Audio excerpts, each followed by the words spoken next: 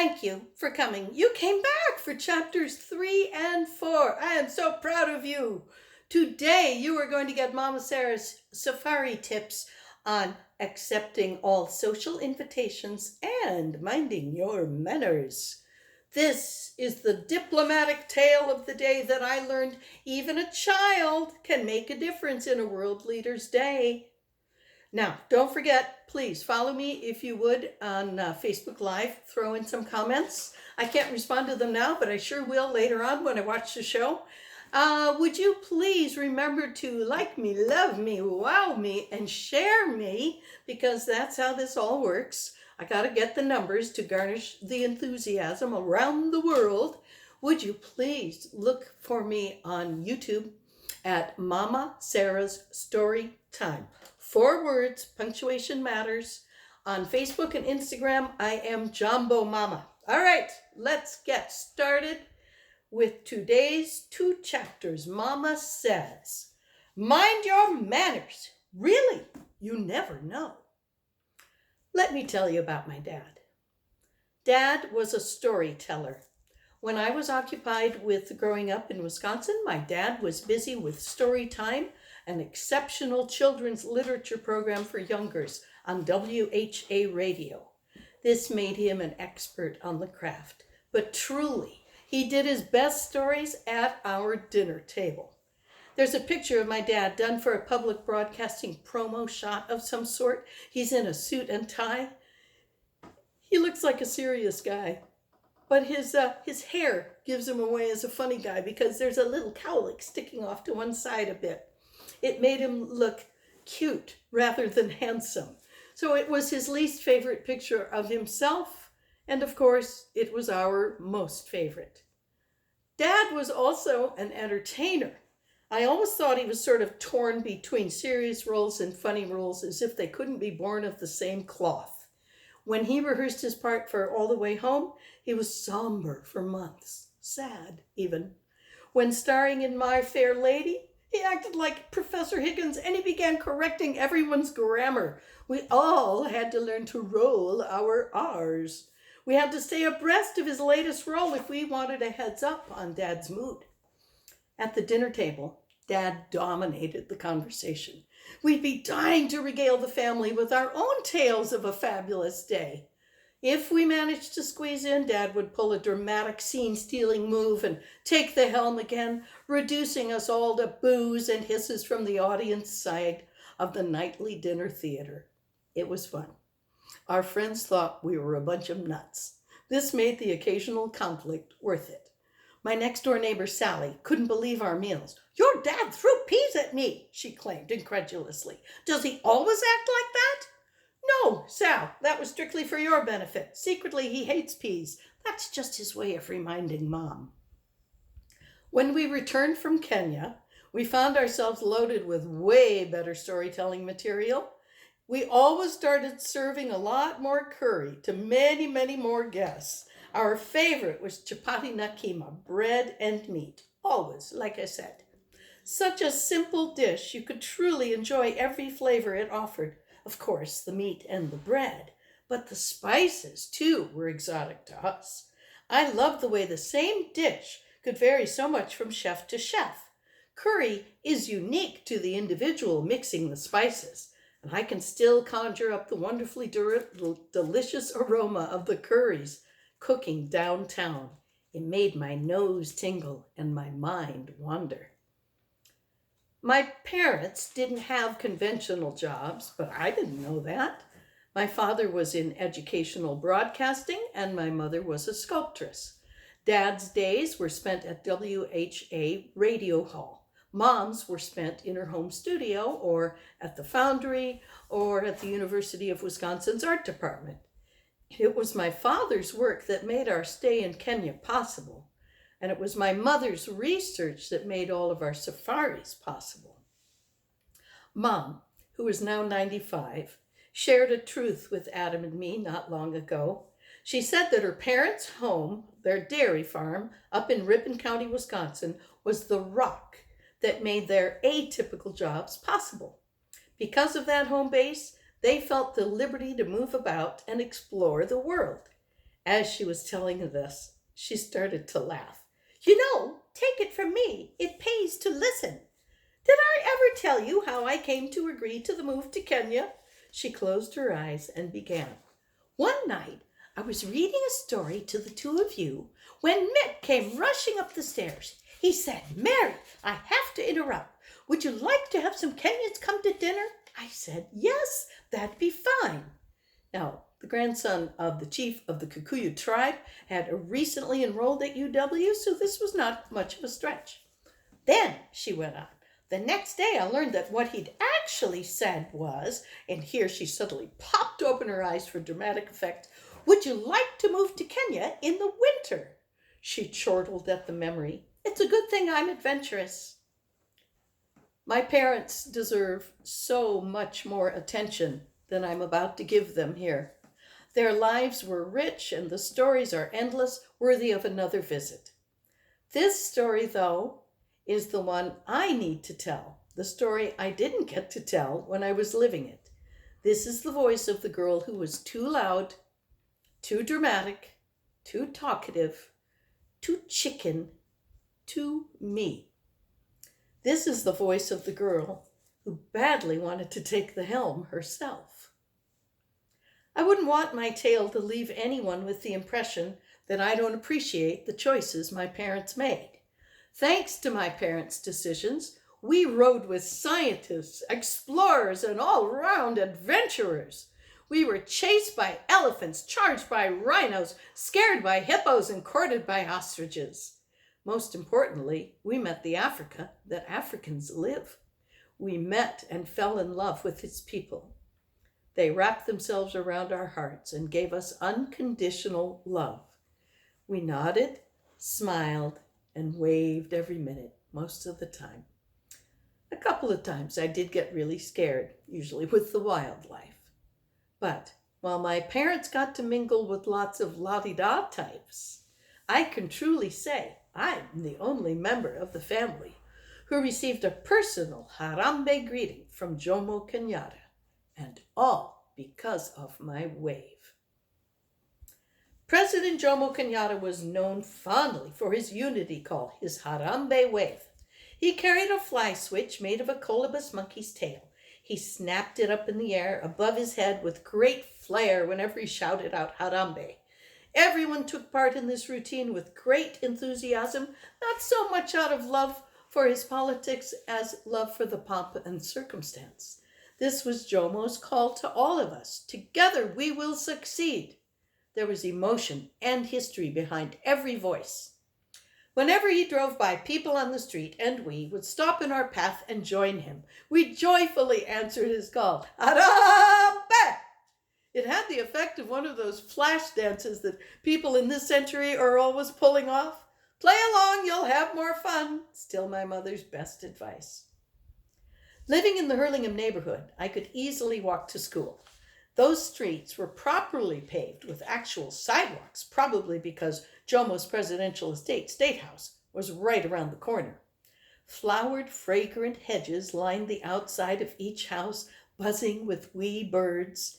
Behind the hedges, the behemoths of the fortunate. The Chinese, Russian, and American embassies were all within 2 blocks of State House.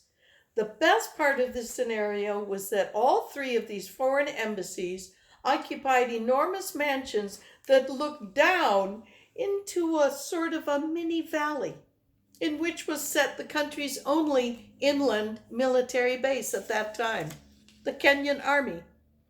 In the mornings, the army valley filled with fog and small fires around the grounds. I imagined all of the soldiers hiding in the fog, planning their attacks on the surrounding enemies who could no longer see them through the mist. On my way to school one morning, walking through the foggy valley, I heard faint voices from below. 1, 2, 3, 4. I was convinced I'd end up dead in the crossfire, so I started campaigning for a lift from my father. Are you sure, Dad? Can't you drop me off on your way to the university? I pleaded. I'm afraid I might get shot or something. He looked at me over his pipe and laughed. There's no way in hell I'm going in that early. You'll be fine. Just walk.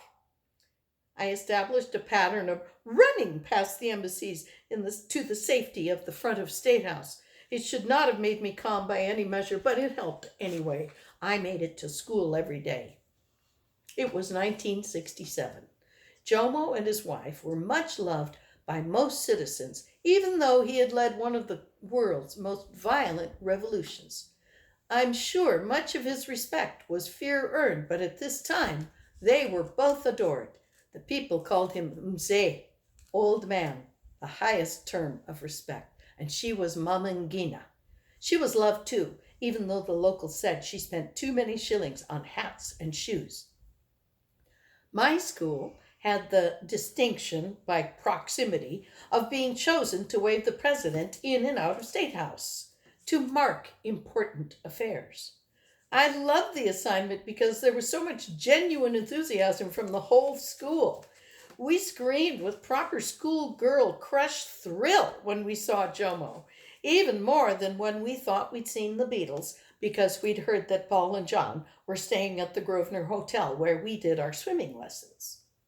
Greeting Jomo meant leaving campus. It was the closest thing we saw to a field trip ever. Eee! Screamed all of the other girls. Arambe! I ululated extra loudly over the other girls. We did that about once a week, if I remember correctly. We were required to wear the full uniform on those days, which consisted of a dark green straight skirt, a white short-sleeved dress shirt covered by a gray sweater vest, a green striped long tie, a green blazer, and white ankle socks. Topping the whole rigid ensemble was a straw boater with a band to match the tie. This is a good time to mention that Nairobi, although a balmy 85 degrees much of the time, is at an altitude of almost 6,000 feet and on the equator. It is far too hot for so much luggage, but carry it we did right up State House Road. I believe that Jambo came to recognize me because I was only one of about maybe 10 Caucasian girls in the school at that time. Also, by the time I'd get to the top of State House Road, I was the color of a beet. I'm very sure I was the only bright red girl present. Or maybe it was my echo. I do have a big voice. At first, I walked directly home after school every day, head down, moving forward. No, Mama Rosie, I'm not available. No, Mr. Ambassador, I wasn't peeking through your hedge. Not me, not me. And then as I got braver, I started hitching rides downtown with Adam to hang out with other kids from other schools. We liked the Pop-In, a patio front restaurant, a favorite hangout. Truly, the Pop-In and Whitby Burger were pretty much it in 1967, but the former had the best samosas. From there, I could easily catch a lift home from a friend, and if I couldn't, I could always walk down Haile Selassie Avenue to the university to meet Dad. I was about halfway down the boulevard one day when Jomo's limousine came up from behind me. First, I didn't hear him coming. Nairobi traffic is legendary. Horns blow, engines scream, people clang, oil stink, but over it all, an endless canopy of jacaranda blossoms demanded the traffic slow down and take it all in. A drippy purple haze cascaded over the walkways and the cafes, wafting over pedestrians like droplets of wine. Jomo had the most earnest motorcade ever. 2 motorcyclists in front and 2 behind. Miniature Kenyan flags seemed to be waving everywhere. His big black limousine looked positively regal betwixt them. Mysterious, too, for he rarely rolled down the windows unless he was waving. It almost sounded as if Jomo had his band with him, like there was music playing all around him. In reality, it was the Kenyan national anthem that people would break into every time Jomo drove by. No radio or band necessary. I was thrilled to see him coming that day, and I hollered out a completely heartfelt harambe, as genuine as any African's, the moment he came into my rear view.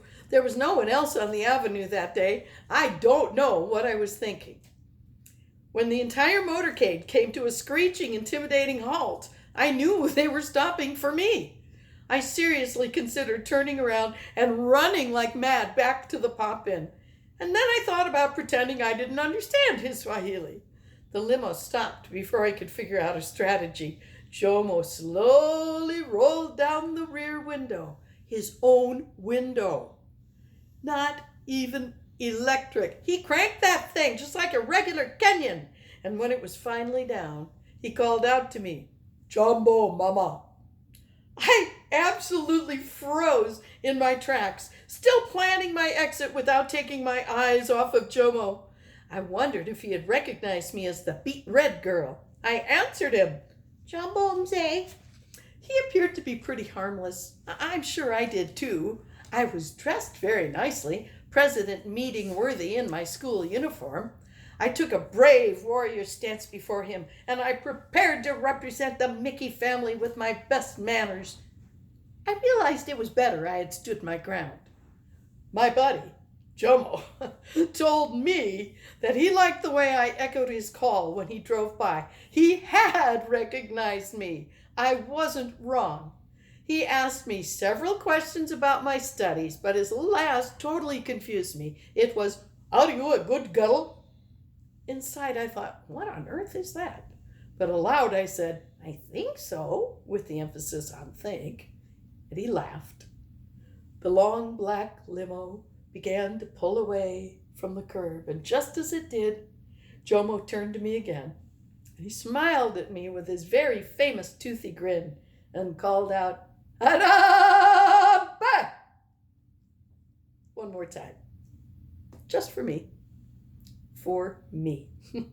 He snapped the fly switch extra high and strong right out the limo's window. I know I felt its crack brush across my cheek. Asante sana for listening today. I appreciate you so much. You can come back next week for another chapter, chapter 5. Be it known now, I will be on Facebook Live only through the month of January. Then in February, we are moving to the YouTube channel for these live readings. We'll stay at the same time, Sunday nights at 5 o'clock. All right, please remember, you don't have to be a child to enjoy their books. For now, kwaheria kaonana. I'll see you next time.